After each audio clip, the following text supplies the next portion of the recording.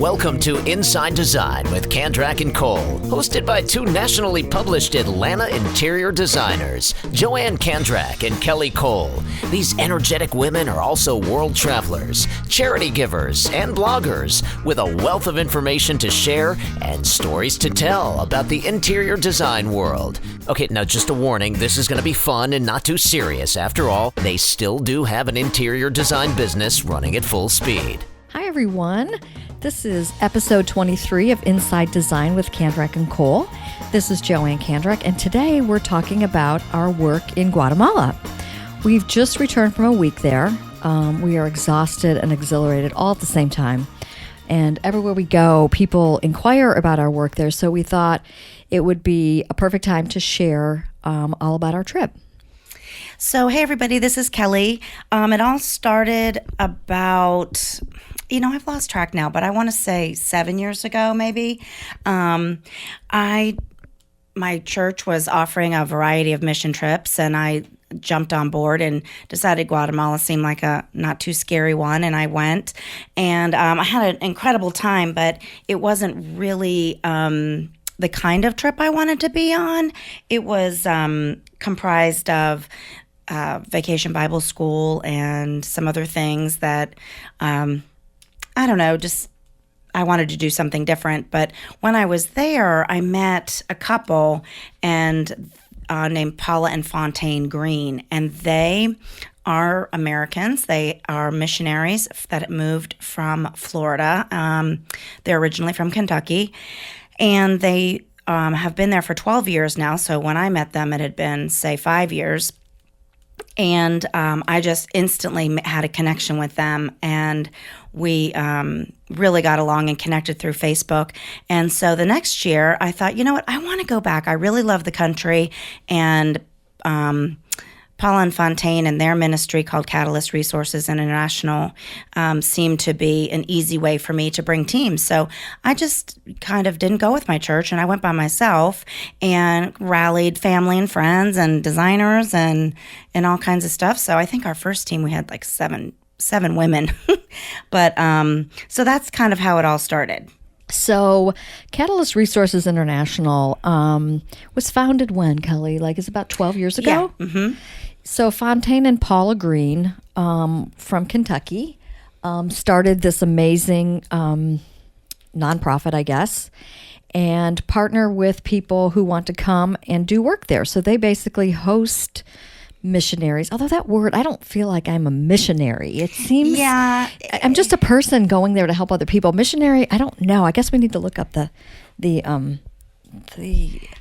host the meaning of that Christians word. of all varieties that just want to show God's love to the poor. Yeah, basically. so they host people, and they make it so nice. They give you transportation. They pick you up from the airport. They do the transportation to their location where we stay, which is kind of like a compound, really, dorm type of facilities. Great food.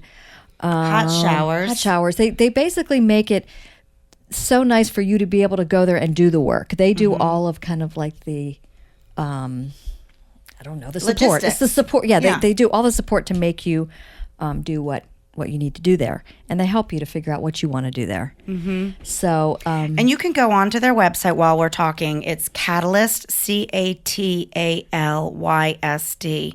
resources. Let me see, catalystresources.net I'm pretty sure that's what it is. So anyway, they've kind of created this facility that's just really comfortable to come to. And missionaries come from all over the country, and they sometimes they just come and they stay there. Sometimes they just come for meals.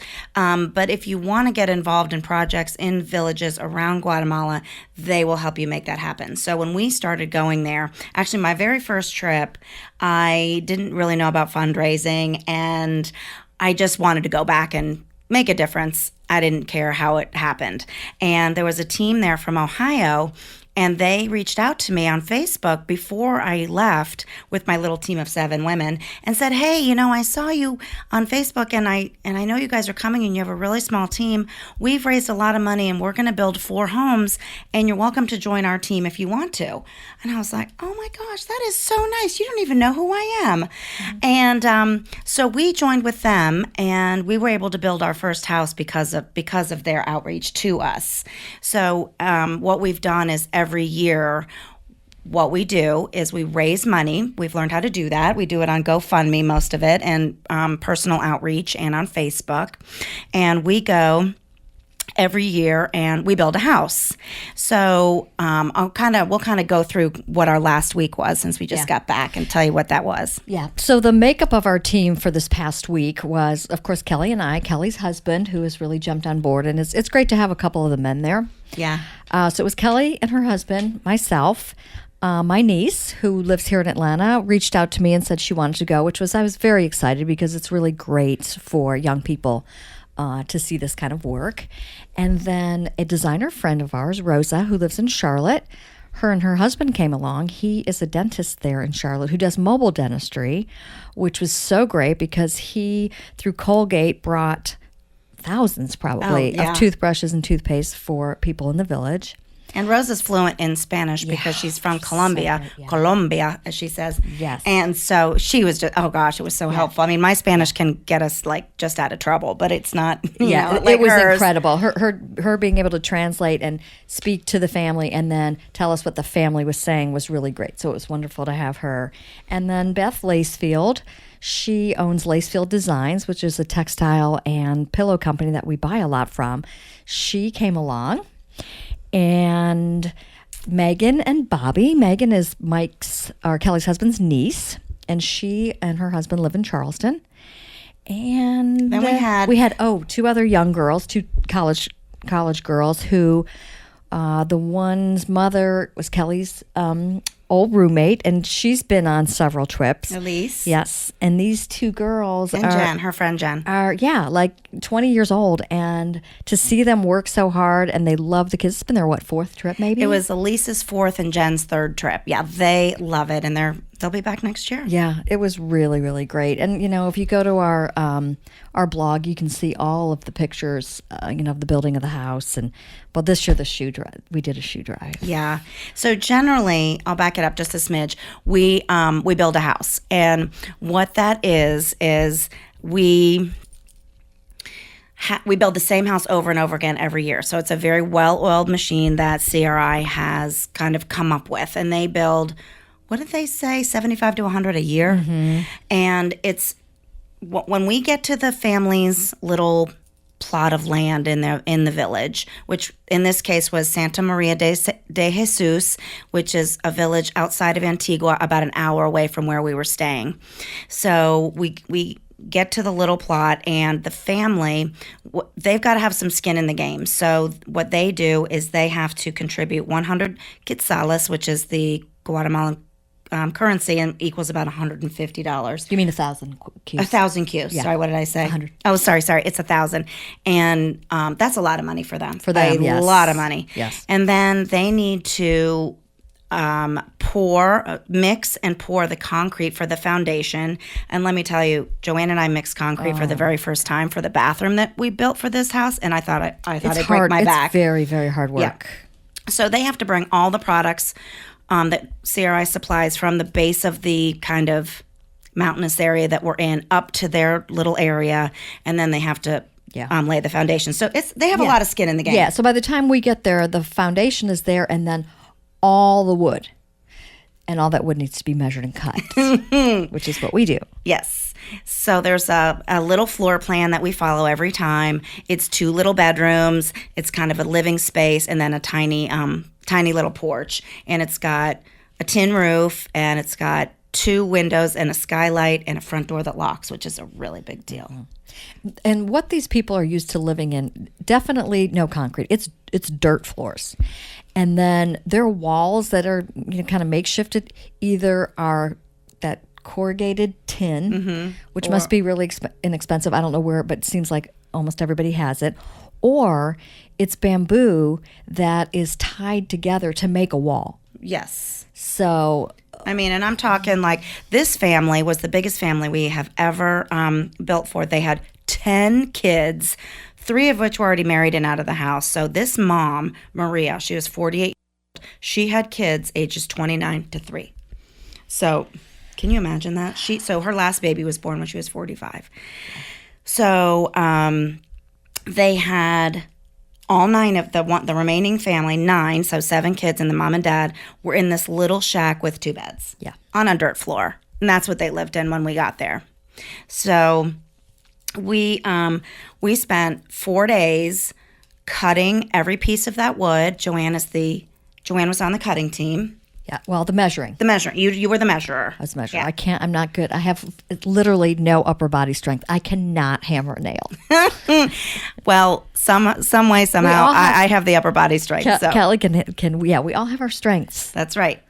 So Joanne was on measuring, cutting, and all that, and then bringing it over to the house where a group of us was building. We built the frames first, got those up, built the outer walls, and then started on the inner walls. So it's some serious stuff. It's hard work, but it feels so It good. does. Everybody's chipping in. There were, 11 on our team, and there were no slackers. Seriously. Not a single one. Everybody just kind of seemed to just be where they needed to be and do what they needed to do. And then a couple of the younger girls played with the kids, which is really nice because they're really so excited. And, we brought little cars and coloring books and things for them to do. So it's a lot of work, but it's really kind of fun. Yeah, and this year, the dad for this family of 10, he sells fruit at a fruit stand in the city.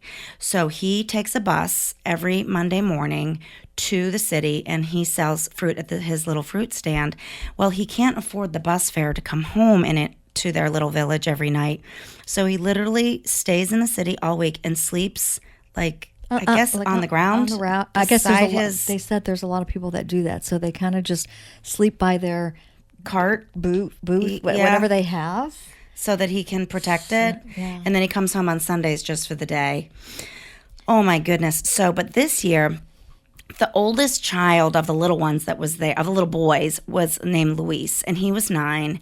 And my niece, Megan, kind of let him start working with us, which normally we don't do because it's a ton of work and it's very strenuous, and we got to work fast because we got to get this house done, and they would slow us down.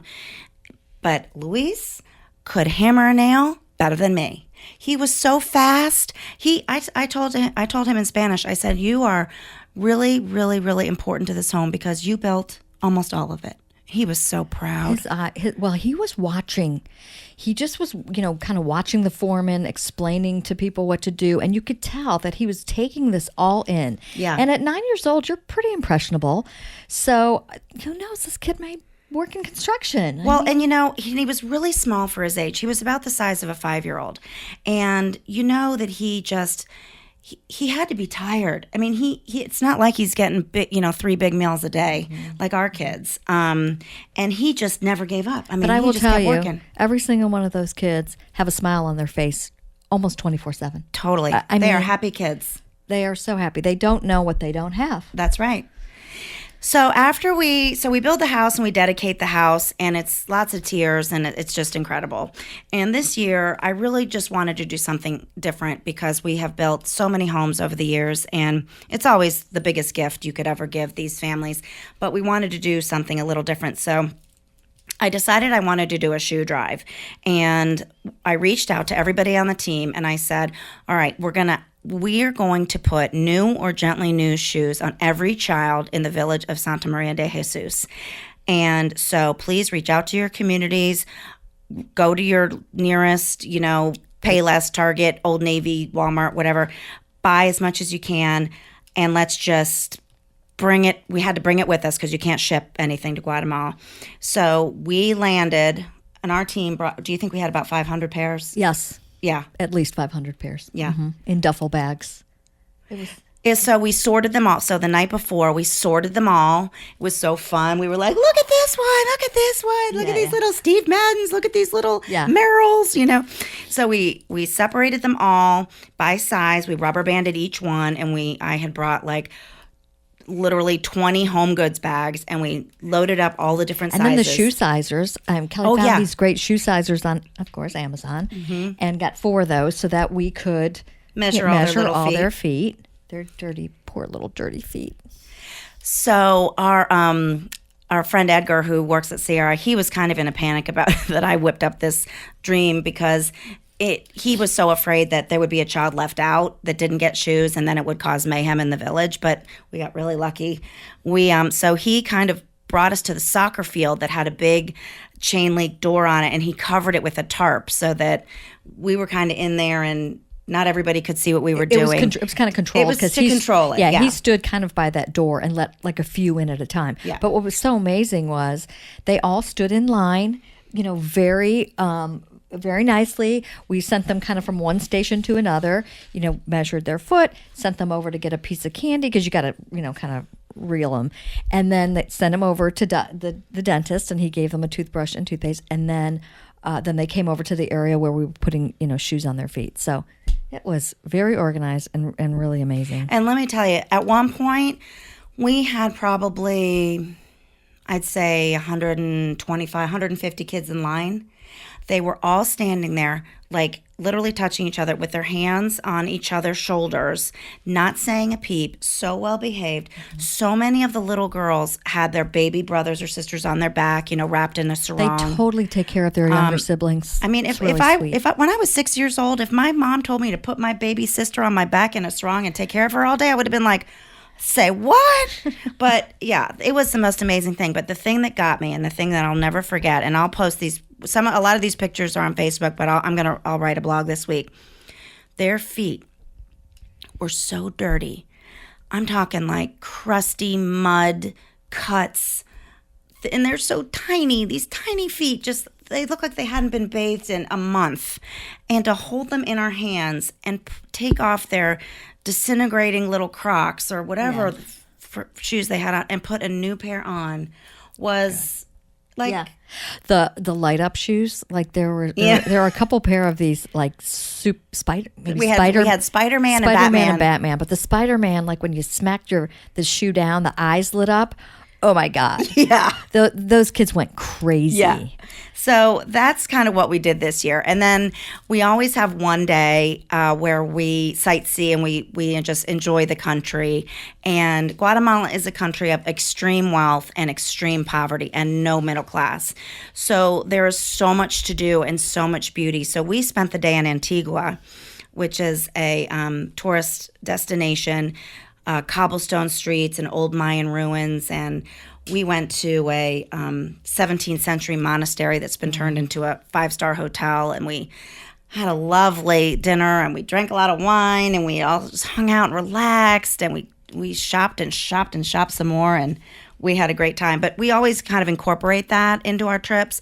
One year we went to a town about 3 hours away that's on Lake Atitlan, which is very famous, surrounded by volcanoes, and it's called Pana is the town, and we went zip lining and then we stayed at a beautiful hotel that's kind of built into the mountain, called Casa del Mundo, which means home.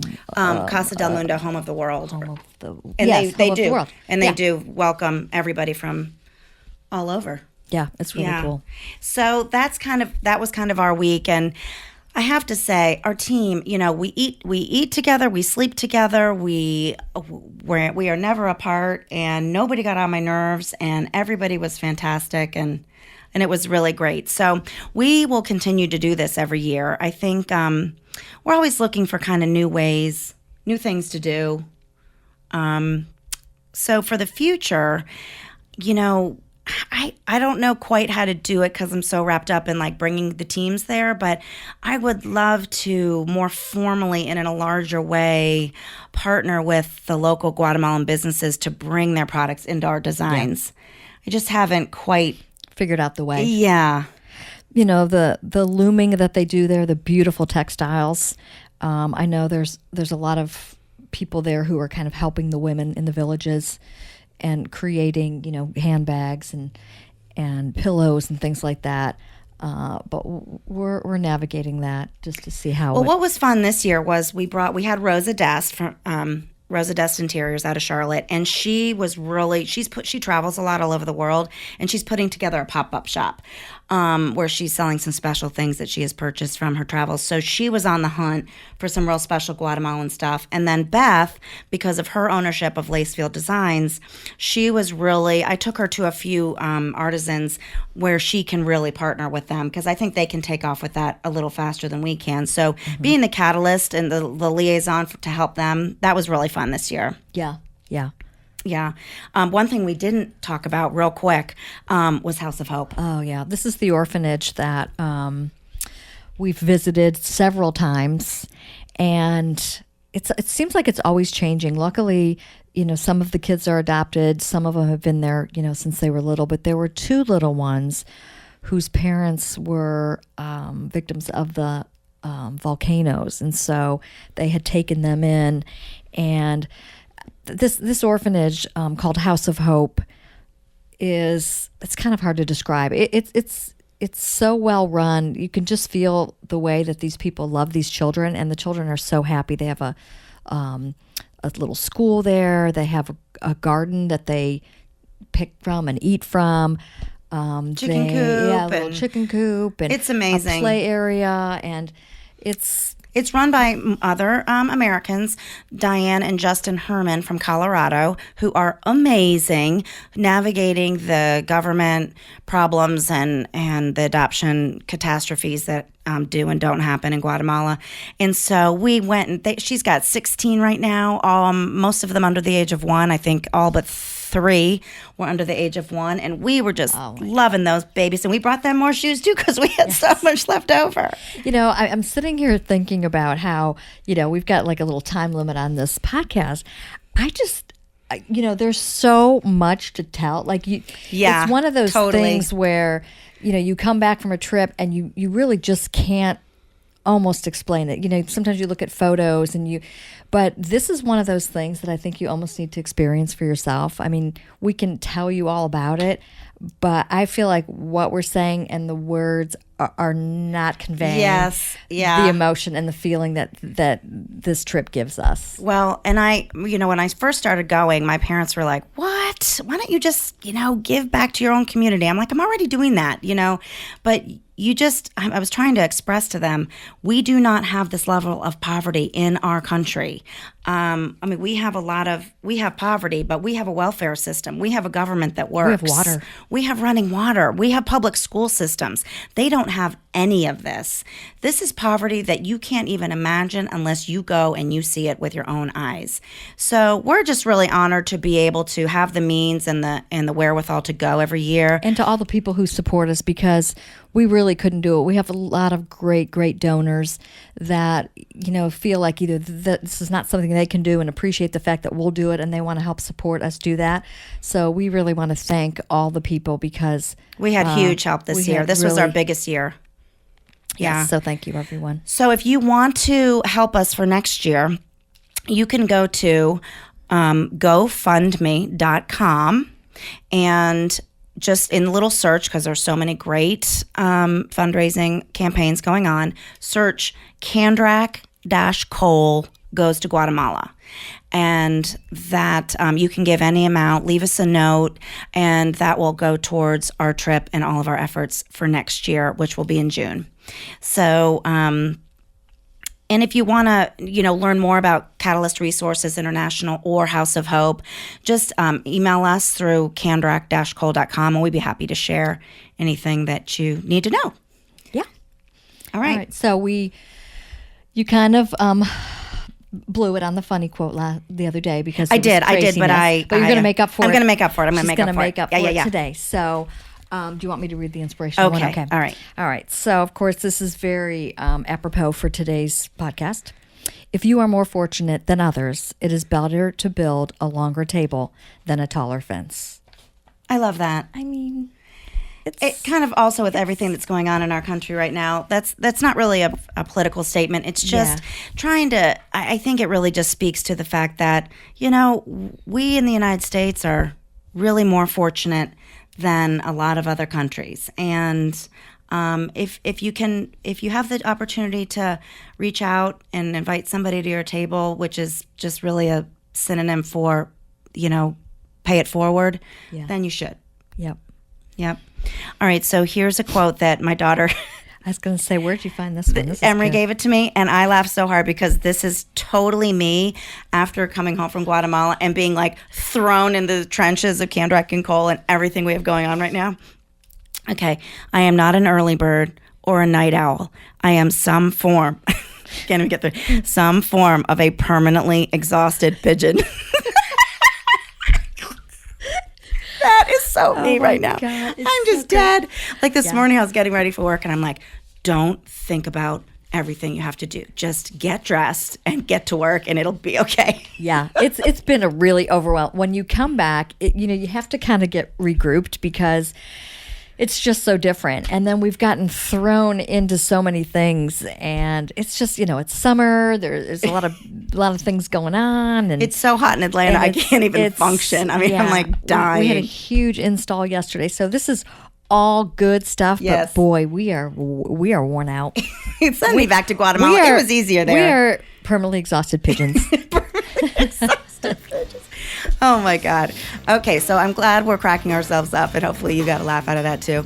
But thank you for joining us, and we will see you all next time. Okay. Thanks, everybody. Bye. Join Joanne and Kelly weekly for a lively conversation about trends, travels to industry events, current design projects, the good, the bad, and the ugly, do's and don'ts, product recommendations, and more. Be sure to follow the fun on Facebook. They're on Instagram at Candrack Cole, and of course, you've got to visit them online at candrack-cole.com for more information.